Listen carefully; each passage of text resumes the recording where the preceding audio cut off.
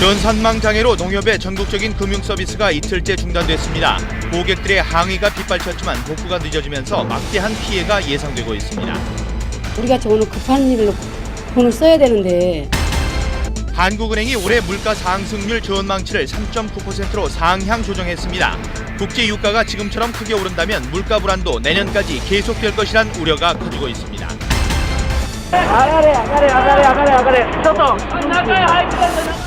일본 대지진 당시 해일이 한 마을을 덮치는 장면이 담긴 새 영상이 공개됐습니다. 후쿠시마 원전 부근에선 인체에 치명적인 스트론튬이 처음으로 검출됐습니다. 논란을 거듭하던 과학 비즈니스 벨트가 핵심 시설을 통합 배치하는 것으로 가닥을 잡았습니다. 다음 달까지 비수도권 지역 5곳을 1차 후보지로 압축할 예정입니다. 미국과 러시아는 물론 중국과 일본 등 우리 주변 강대국들이 스텔스기 경쟁에 뛰어들었습니다. 뒤늦게 스텔스기 도입에 나선 우리나라의 현 주소를 점검해봅니다.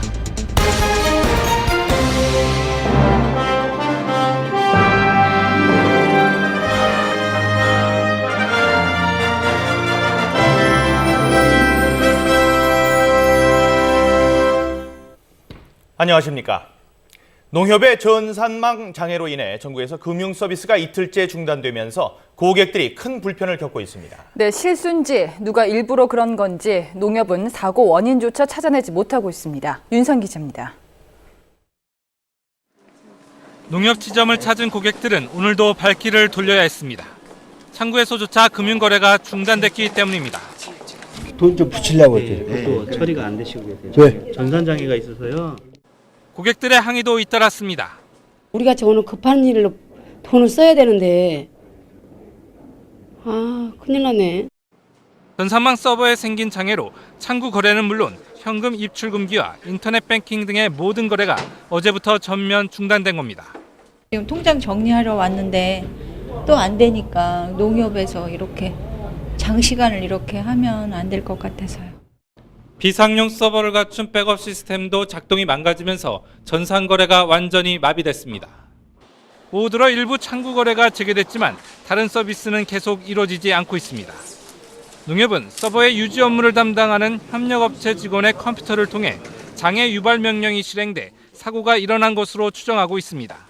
삭제된 파일들을 일일이 찾아가면서 복구하고 이러다 보니까 생각지 않은 돌발적인 변수들이 많이 작용합니다. 농협을 이용하는 고객은 3천만 명.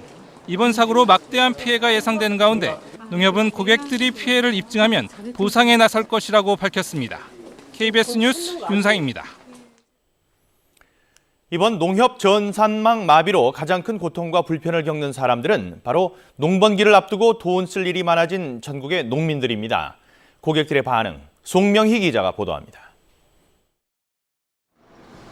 평상시 같으면 고객들로 붐빌 농협 지점이 한산합니다. 이틀째 고쳐지지 않는 전산망에 불만이 이만저만이 아닙니다. 어제 오늘 아파가지고 병원 가려고 왔는데요. 돈을 못 받아서 지금 병원 못 가게 생겼거든요. 행여나 하는 마음에 은행 안을 기웃거려 보지만 발길을 돌릴 수밖에 없습니다. 어제도 와서 뽑으러 왔는데 안 돼가지고 오늘 왔는데 오늘도 안 되니까 불편해요. 농번기 거래량이 늘며 송금을 자주 해야 하는 농민들은 그야말로 발을 동동 굴렀습니다. 손님들한테 거래처에다가 내일 주겠다, 내일 드리겠다 이렇게 약속을 했어요. 농협에서 어제 무조건 아침에 무조건 된다고 하니까는 저희는 그냥 그걸 믿고 약속을 했는데 계속 지연이 되니까는 진짜 저희는 지금 가스값도 차 가스값도 지금 외상을 했어요, 외상을. 농협의 전산장애는 이번이 처음이 아닙니다. 지난해 2월에도 자동화기기 2천여 대가 작동하지 않은 적이 있습니다. 특히 농어촌 지역에서 점포가 많은 농협의 전산망 마비가 이틀째 계속되면서 농어촌 주민들의 불편이 큰 하루였습니다. KBS 뉴스 송명입니다.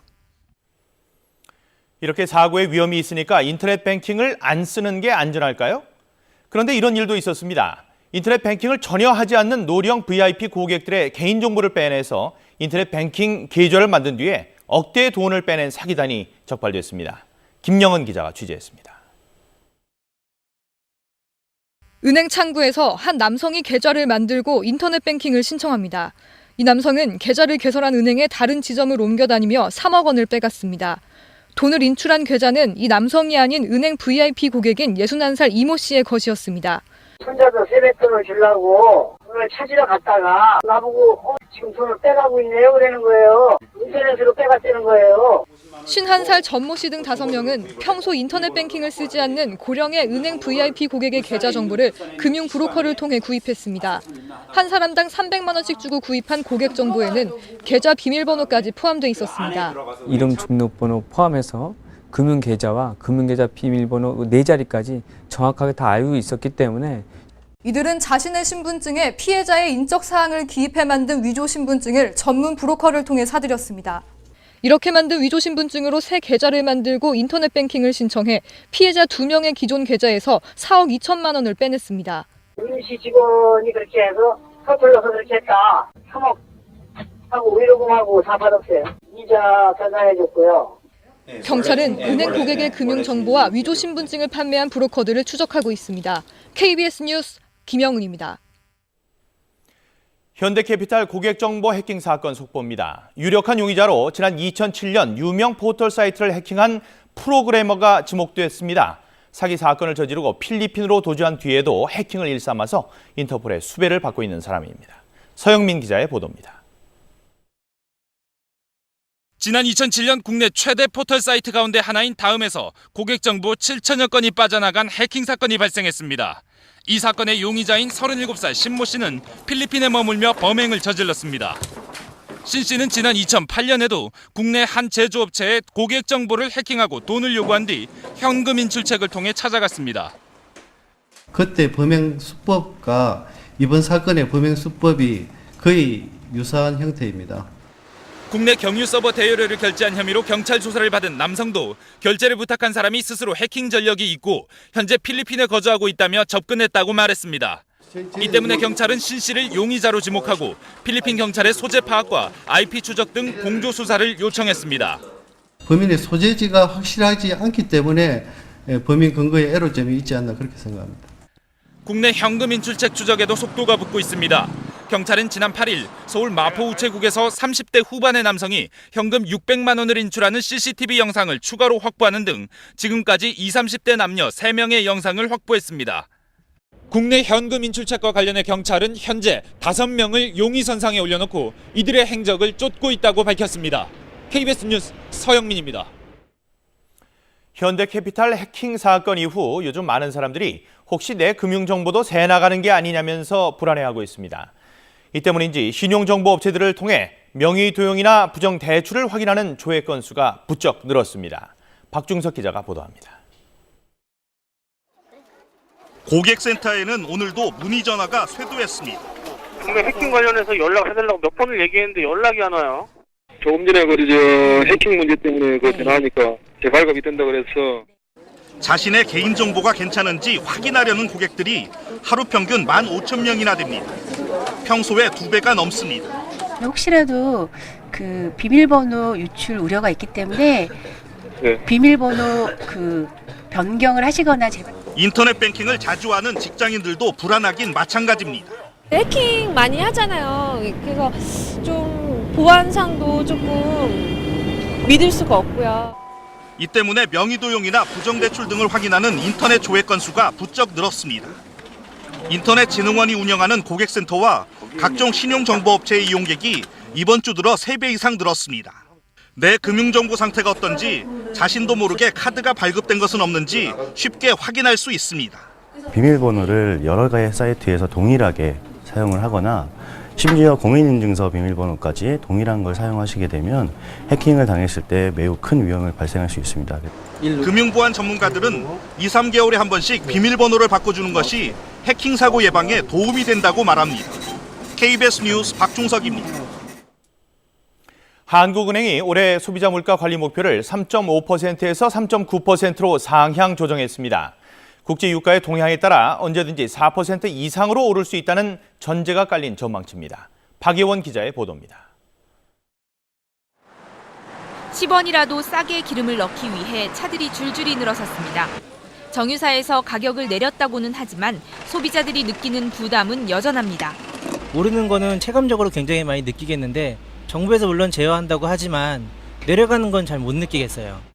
한 번 오르면 내리지 않는 학원비와 외식비 등 서비스 물가의 상승폭도 커지고 있습니다. 교재비로 많이 전가되는 느낌 들고 이렇게 특강 형태 그런 거를 이렇게 하면서 올라가더라고요. 유가와 농산물 가격 상승에서 시작된 물가 상승은 지난달 물가를 4.7%까지 치솟게 했습니다.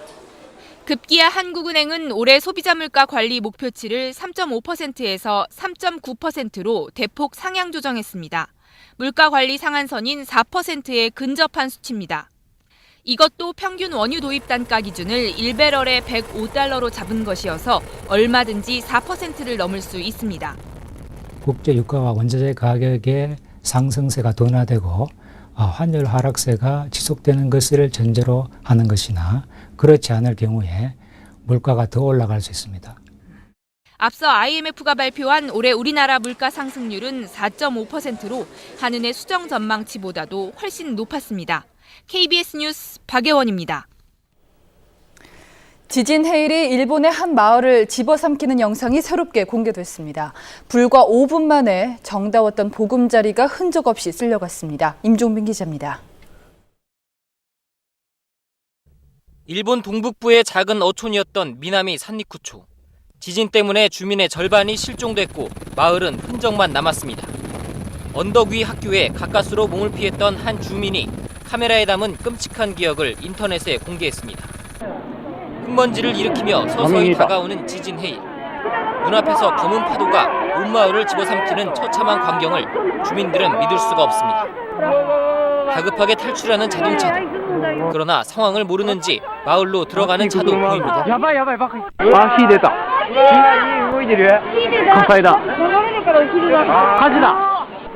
과거 빈번한 해일 피해 때문에 제방도 쌓았지만 이번엔 속수무책입니다. 눈앞으로 다가온 해일에는 주민들의 소중한 보금자리들이 힘없이 부서진 채 떠내려옵니다.